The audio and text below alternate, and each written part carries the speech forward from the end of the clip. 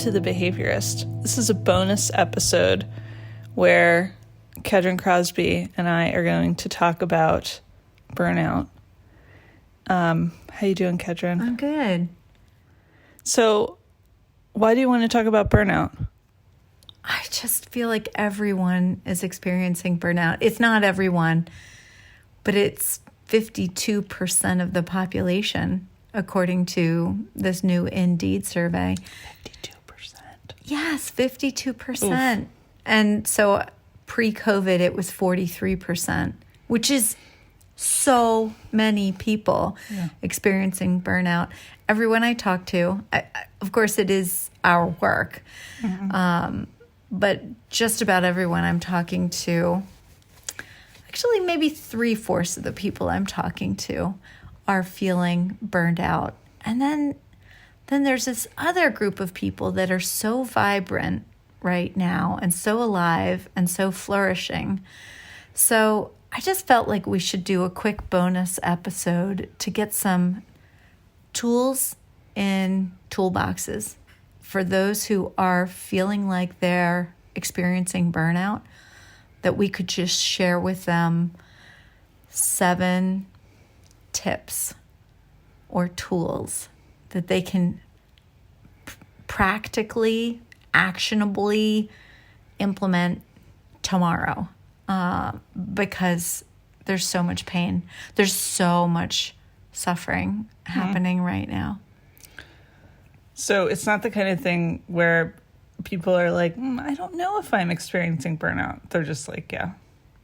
Well, that Indeed survey, it was just a perception survey. So that was the 52% were perceiving that they're experiencing burnout.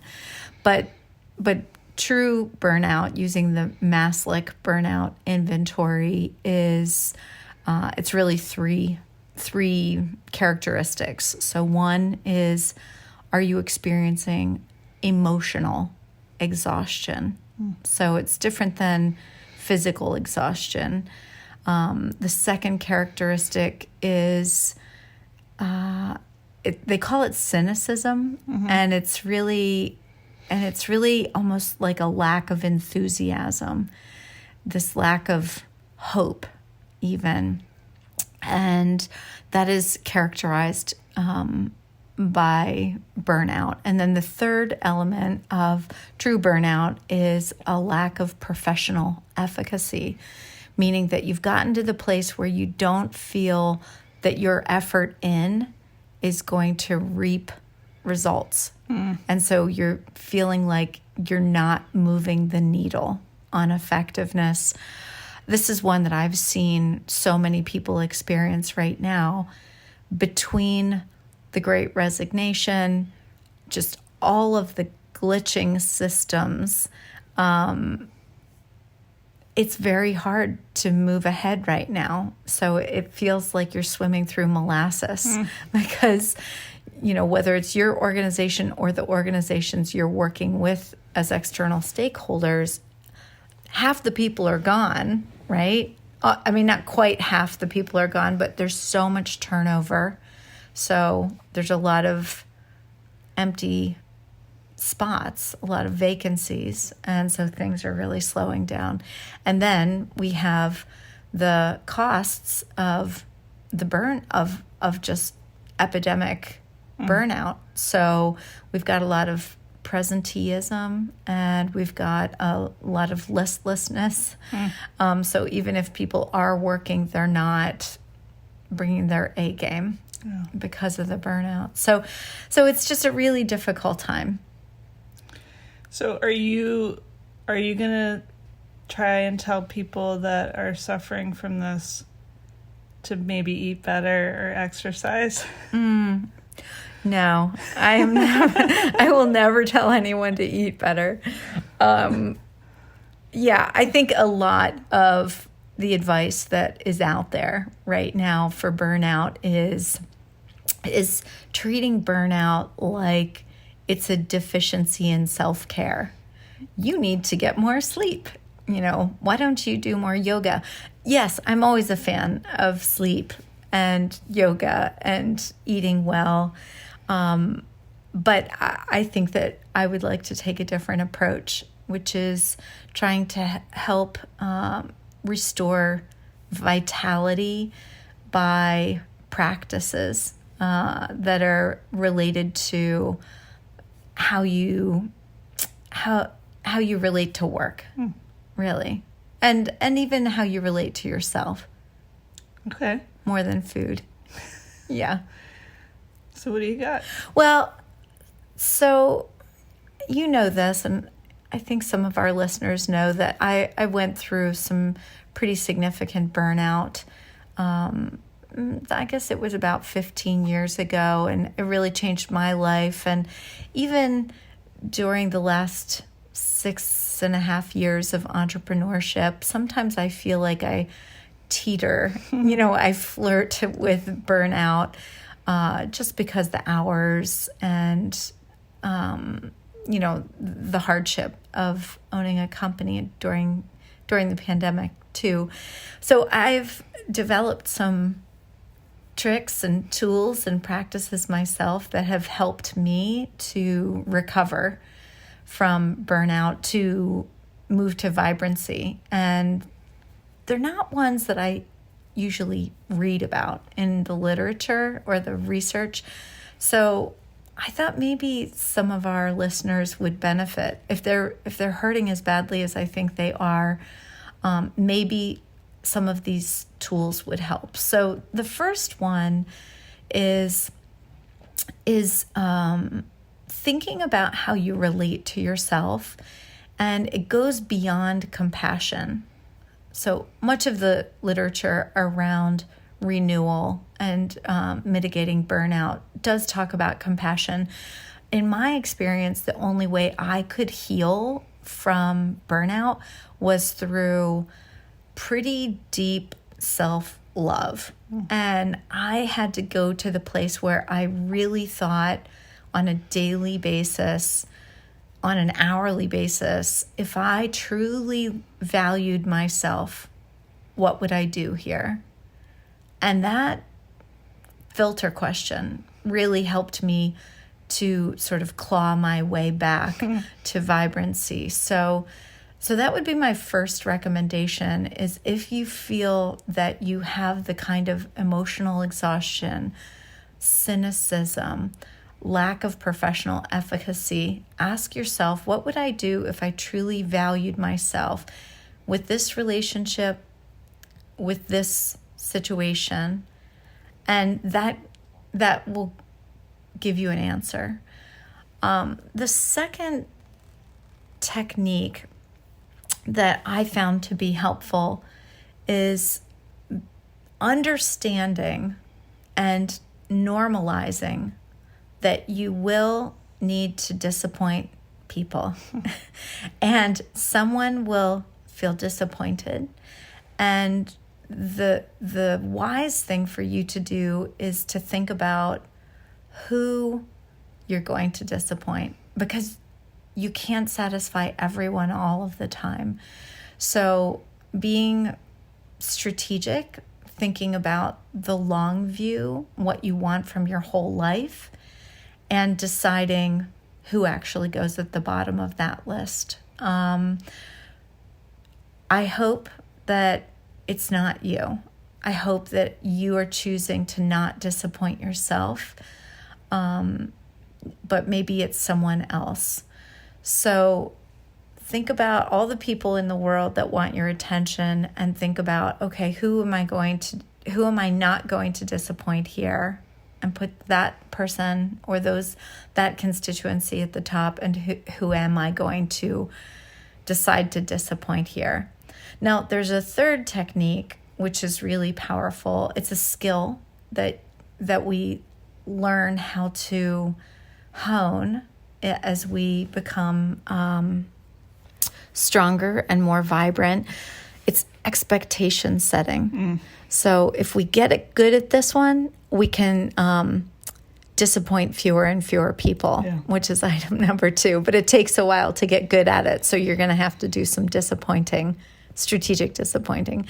So this third one of expectation setting is whether it's with your staff, your children, your spouse, yourself, being as proactive as possible in saying to people what you expect of them, what you expect of yourself in any situation, and being realistically optimistic with the expectation setting is important. So double down on realistic. Remember, we're swimming through molasses right now, because even if you're doing well, half the people around you are not.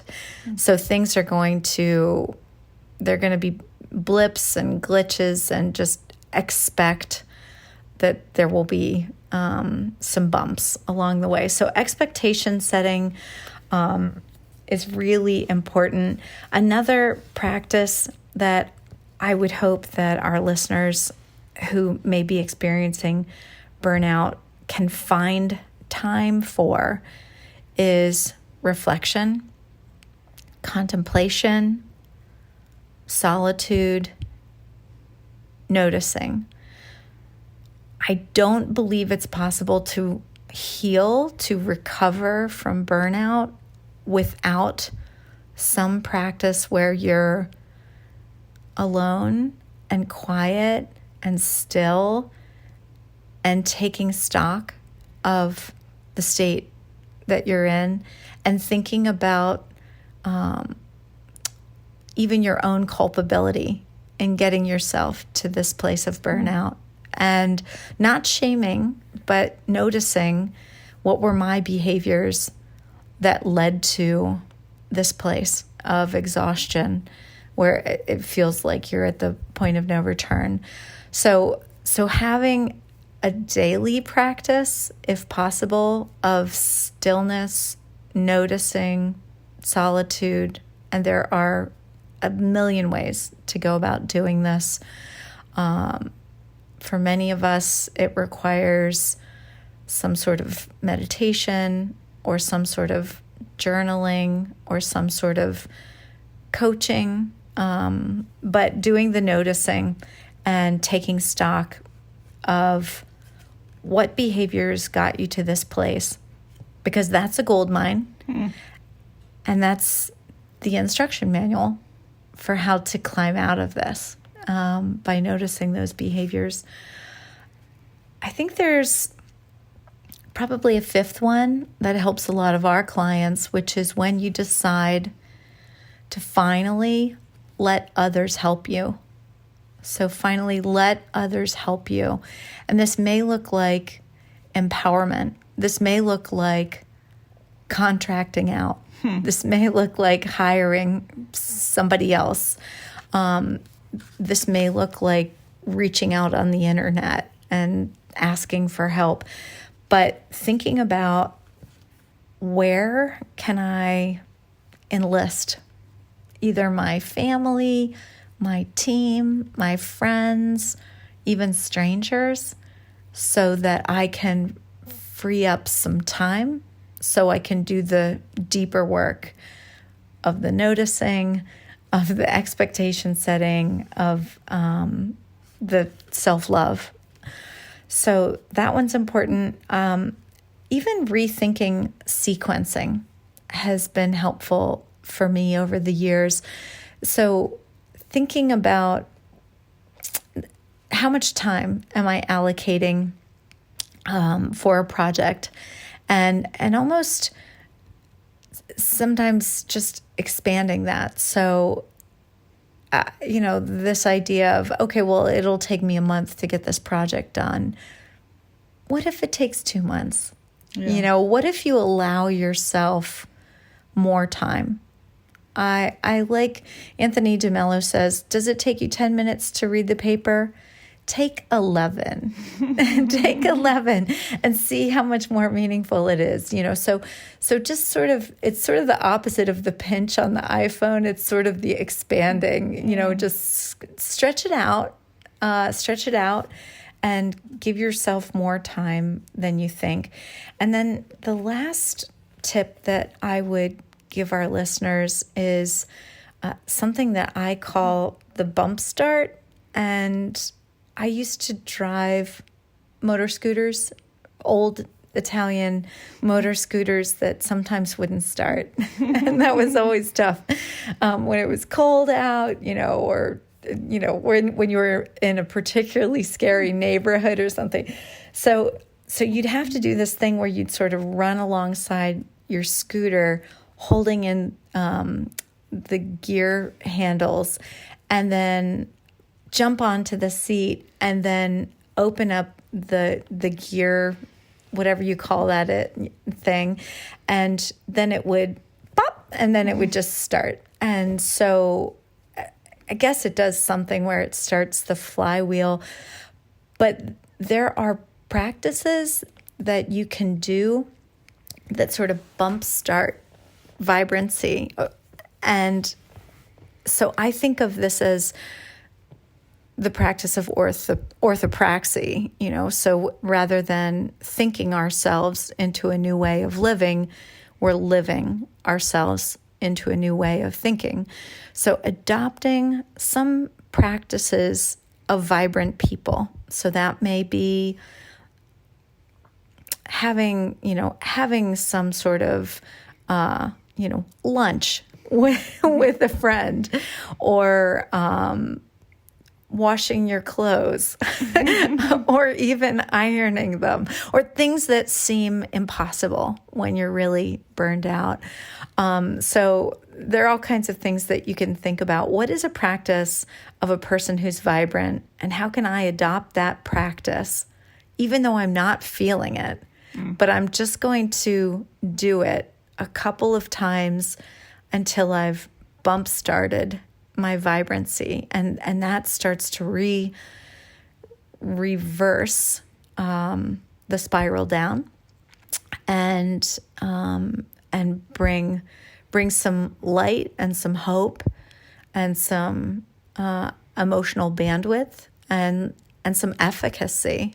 Like, oh, okay, I can do this thing, and I do see a result. So the bump start is a little trick that I've used for myself many times, and with a lot of success. And I never read anything about that before.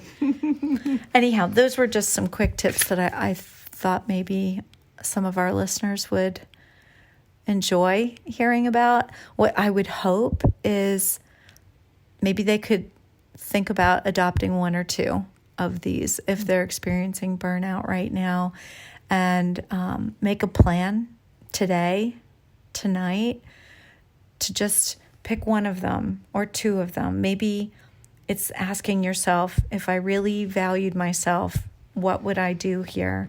Or deciding strategically, who am I going to disappoint? Knowing that when you're clawing your way out of burnout, there's going to be somebody on that list. Choose the person who loves you unconditionally, perhaps. Maybe you can make a plan around, where am I going to set better expectations for myself or the people around me? I'm going to be assertive. I'm going to be unapologetic about stating these expectations. Maybe it's finding some time for that reflection, that solitude where you're doing the noticing, you're taking stock of your behaviors, what got you here, knowing that that's not going to get you back to vibrancy, and that you'll need to make a plan for recalibrating some of those behaviors. Maybe it's letting someone else help you. Maybe you want to think about changing, doing the pinch on the iPhone, but, expanding the amount of time that you think it's going to take to do something, and giving yourself that extra month or that extra minute or that extra week, or something around the bump start. So adopting some behavior of a vibrant person that you think you're just going to do a couple of times until it starts to reverse the wheel, reverse the spiral, and starts leading you back to aliveness. So those were my thoughts. Thank you, Kedren. Yeah, you're welcome. Thank you for sharing those 7 ideas for our listeners. Thank you, listeners, for tuning in to this bonus episode of The Behaviorist. We hope you'll subscribe, and you can reach us at www.workwisdomllc.com. Thank you.